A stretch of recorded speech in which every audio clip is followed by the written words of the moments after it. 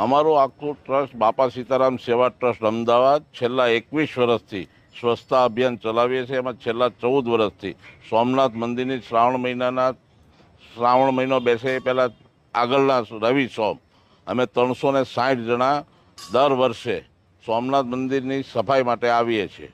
અને ઘણા લોકો એ રીતના સેવા કરતા હોય છે. કોઈ બીલીપત્ર ચડાવતા હોય છે, કોઈ ગંગાજળ ચડાવતા હોય છે. અને અમારા સ્વયંસેવકો જે છે એ આ સ્વચ્છતા અભિયાન ચલાવીને ભોળાનાથની સેવા કરતા હોય છે. સોમનાથની અંદર ભાલકા તીર્થ, ત્રિવેણી સંગમ, ગૌલોકધામ, પ્રાંચી, ભીડિયા એ બધા અલગ અલગ મંદિરોની અમારા સ્વયંસેવકો, ચોપાટી, સ્મશાન બધા મંદિરોની સ્વચ્છતા અભિયાન ચલાવીએ છીએ. અને એ જ અમારી વિનંતી છે કે અમે જે આ સ્વચ્છતા અભિયાન ચલાવીએ છીએ, આપ સ્વચ્છતા જાળવો, બગાડો નહીં અને સ્વચ્છતા રાખો, એ જ અમારું અભિયાન છે.